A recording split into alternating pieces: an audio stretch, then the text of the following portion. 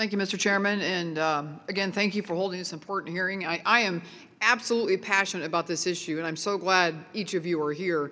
This is, my district is Northern Indiana, and so we're 2 hours from Chicago, and have in the past on some other committees I've been on looked at best practices and places and things that are happening in Chicago that really are, I think, a standard right now of where we're looking.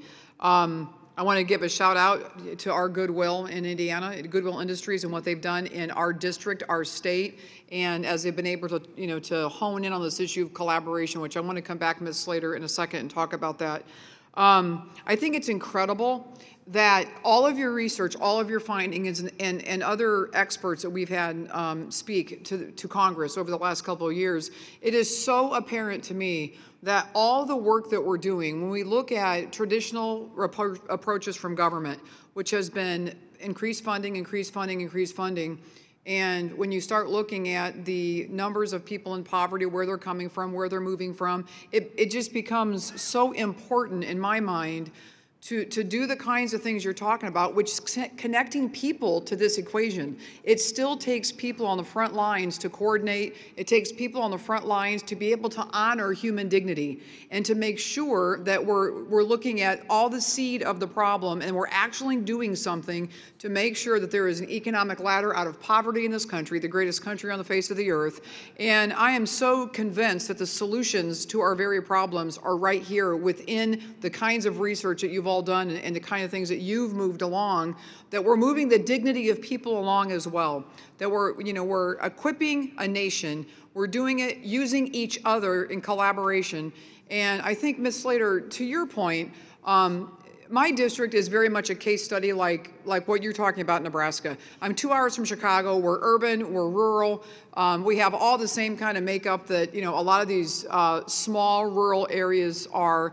I'm terrified that if we don't come together and fix this in a bipartisan way, that rural America will not recover, and that we're going to be groping for bigger issues later if we don't come together and solve this now. But I'm so convinced about this issue of collaboration, and I'm working on a bill right now as we approach TANF. Can you just talk about some of the best practices that you've used in your community to collaborate on the front line, and why that is going to be important as we look at, tangible assistance to needy families in the real quick future here? Sure, thank you very much. Truly, the thing that comes to mind that you just summarized is it's about people.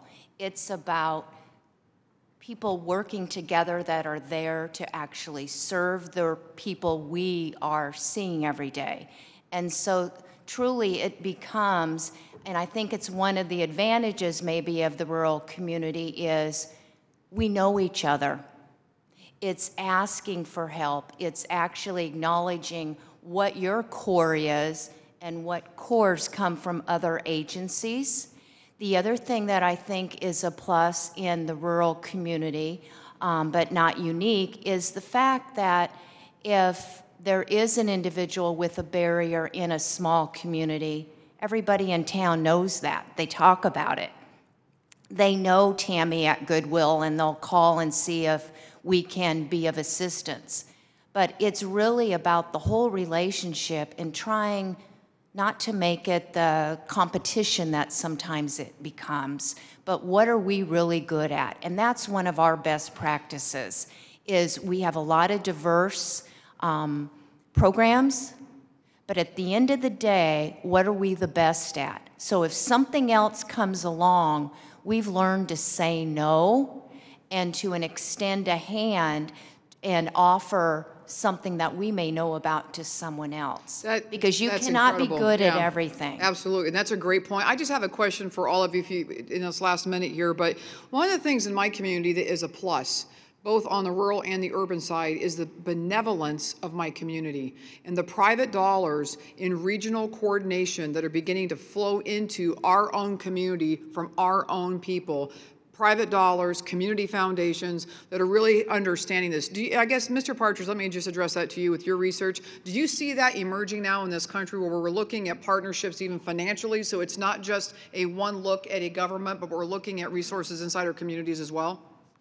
I think he exactly described it right, in the sense that a lot of this has been promoted, attempts for collaboration have been promoted by just things haven't been working, And a lot of it is his problems are lots bigger than what one community can handle. However, at the community level, as you suggested, I mean, the best way is every community has great resources. They have entrepreneurship that's untapped. They have human resources that's untapped.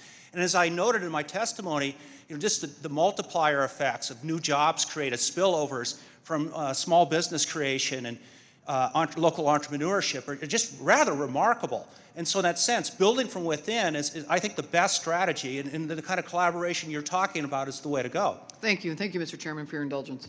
Thank you. And next, we have Mr. Reichert. Thank you, Mr.